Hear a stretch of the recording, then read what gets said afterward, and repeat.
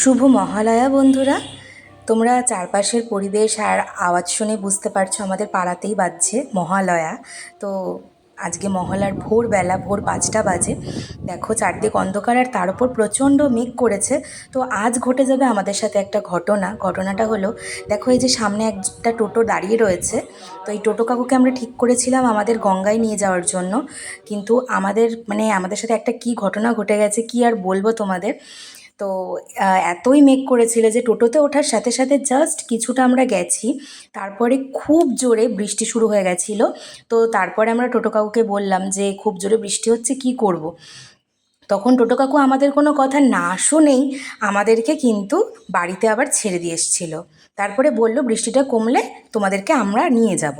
কিন্তু টোটো কাকুকে যখন বৃষ্টি কমার পর ফোন করি, টোটো কাকু মুখের ওপর বলে আমি আর আজকে আসবো না তোমাদের নিতে। কিন্তু আমরা হাল ছাড়িনি, মনটা একটু খারাপ হয়ে গেলেও আমরা ভেবেছি না, আমরা যাবই গঙ্গায়। সে যাই হোক, দেখতেই পাচ্ছ রাস্তা পুরো ভিজে গেছে, কতটা বৃষ্টি হয়েছে, অনেকের মাথায় ছাতাও রয়েছে, হালকা হালকা বৃষ্টি পড়ছিল। তো আমরা বেরিয়ে পড়লাম যে আমরা ভেঙে ভেঙেই টোটো করে করে যাব। ফার্স্ট ব্যারাকপুর স্টেশন, সেখান থেকে টোটো করে আবার মঙ্গল পাণ্ডে। তো দেখো এটা হচ্ছে ব্যারাকপুর ব্রিজ। আর আমার মা কিন্তু অনেক কষ্ট করে একটা টোটোকে রাজি করিয়ে, এই দিনে তো টোটো পাওয়াই যায় না, তোমরা ভালো করেই জানো, টোটো বুক হয়ে যায় আগে থেকে। সবাই গঙ্গায় যায় তর্পণ করতে। তো আমরা তর্পণ করার উদ্দেশ্যে যাচ্ছি না, আমরা যাচ্ছি তর্পণ দেখতে। তো দেখতেই পাচ্ছ আমরা ব্যারাকপুর ব্রিজ দিয়ে যাচ্ছি, আর তারপরে ফাইনালি আমরা ব্যারাকপুর স্টেশনে নেমেও গেছি। এটা হচ্ছে ব্যারাকপুরের সুকান্ত সদন, যারা ব্যারাকপুরে থাকো তারা অবশ্যই চিনতে পারবে। তো আমার এই জায়গাটা ভীষণ ভালো লাগে, আর আমার ভালোবাসার শহর ব্যারাকপুর।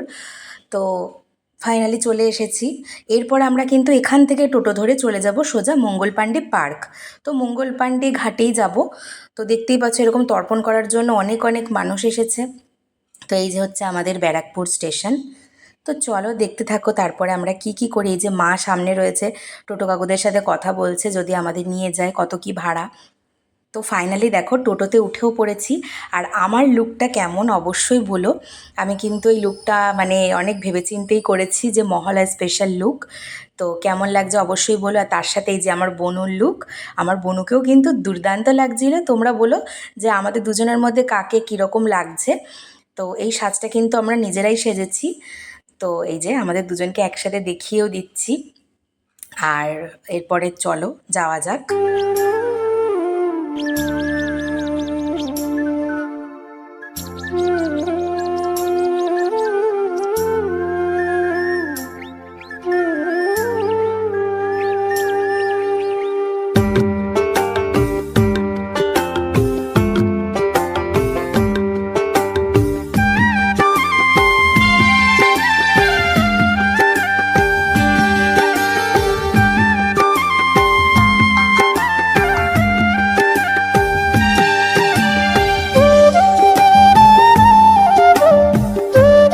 দেখো ফাইনালি কিন্তু আমরা মঙ্গল পাণ্ডে পার্কে চলে এসেছি।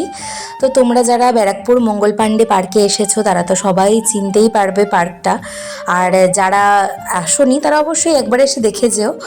তো যাই হোক, দেখতে পাচ্ছ প্রচুর ভিড় ছিল সেদিনকে, যেহেতু মহালয়ার সকাল বলে কথা। প্রচুর লোক গঙ্গা স্নান থেকে শুরু করে তর্পণ থেকে শুরু করে সব কিছু এইসব করতে আসছেন। তো দেখতেই পাচ্ছ প্রচুর ভিড়, সচরাচর এত ভিড় থাকে না এই পার্কে।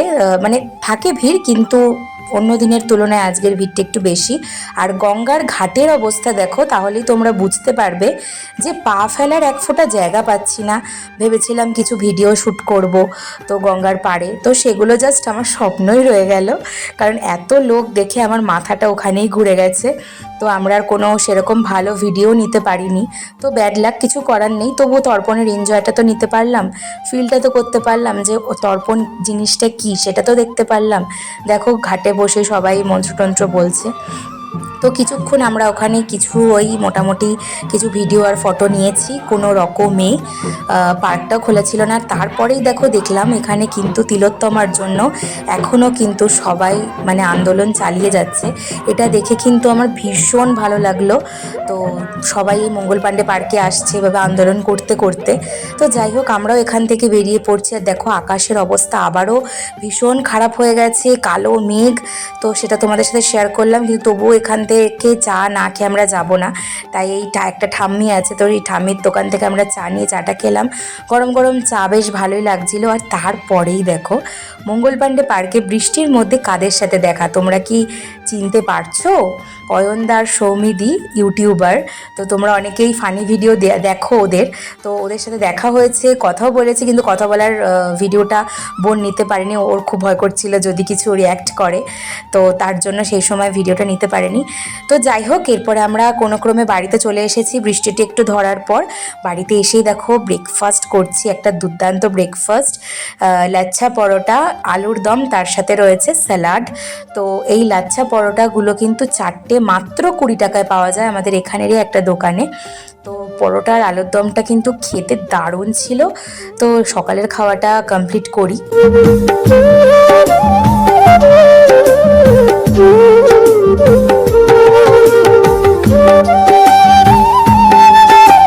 ফাইনালি সকালের খাওয়া কিন্তু কমপ্লিট করে আমি একটুখানি স্নান টান করে, মানে চুলে জল লাগাইনি, জাস্ট ফ্রেশ হয়ে স্নান টান করে আমি কিন্তু চলে এসেছি এই দিদির কাছে। দিদির বাড়িতেই দিদির পার্লার সমস্ত ব্যবস্থা আছে, তো দিদির কাছে চলে এসেছি আমি কিন্তু স্পা করতে। আর আমার আইব্রো হয়ে গেছে, সেটা তোমাদের হাত দিয়ে দেখিয়েও দিলাম, তোমরা দেখতেই পারলে।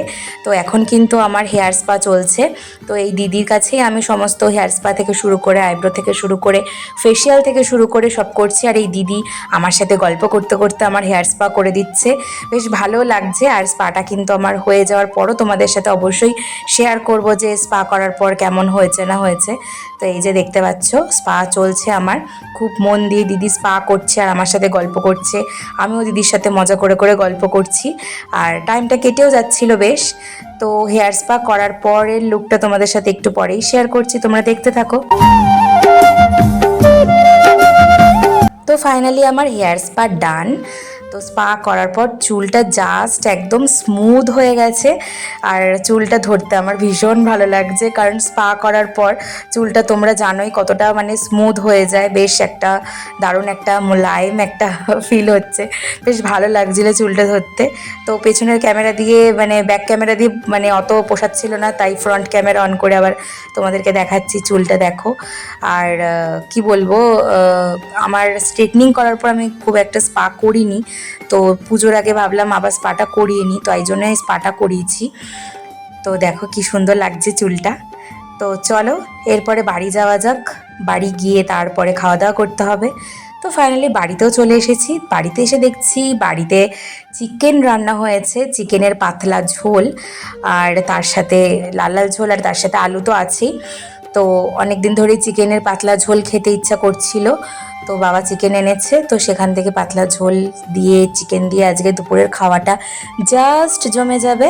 তো এই দেখো পাতে ভাত নিয়ে নিয়েছি, আর মা একটা লেগ পিস দিয়ে দিয়েছে, তার সাথে আলু ঝোল। আমার তো জাস্ট ভয়েস ওভার দিতে দিতেই জিভে জল চলে আসছে, যে মানে যেটা আমার হয় আর কি। তো দেখো লেগ পিস আর এই লাল লাল ঝোল, তোমরা খেতে কে কে পছন্দ করো? আমি কষা মাংস খেতেও যেমন পছন্দ করি, আমার পাতলা ঝোল খেতেও ভালো লাগে, চিকেন লাভার আমি, তো চিকেনের সব কিছু আইটেম ভালো লাগে।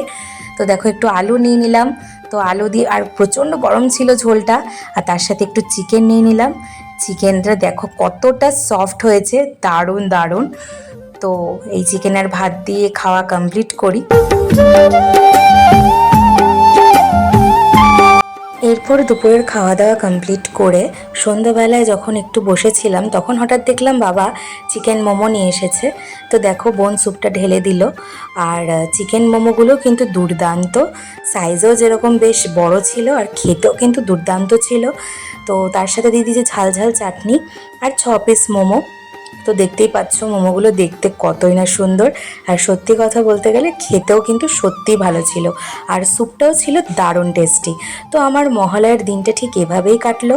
তোমাদের কীরকম কেটেছে অবশ্যই প্লিজ জানিও কমেন্টের মাধ্যমে। তোমরা কমেন্ট করো না, এটাই আমার একটা কষ্ট, তবু চেষ্টা করো কমেন্টের মাধ্যমে জানানোর। আর ভিডিওটা ভালো লাগলে লাইক, শেয়ার আর সাবস্ক্রাইব করতে ভুলো না, যারা এখনও সাবস্ক্রাইব করোনি। আর ফেসবুক পেজ থেকে যারা দেখছো তারা অবশ্যই পেজটাকে ফলো আর লাইক করে দিও। তো তো নেক্সট ভিডিও নিয়ে খুব তাড়াতাড়ি আসছি। দুর্গাপুজো সবার ভালো কাটুক, সেটাই চাইবো। জানি না আমার কীরকম কাটবে, চাই যেন বৃষ্টি না হয়। তো দেখো মোমোর ভেতরের স্টাফিংটা তোমাদের সাথে একটু খুলে শেয়ার করছি। তো ভেতরে কিন্তু বেশ বড় বড় সাইজের চিকেন ছিল, তো দেখতেই পাচ্ছ।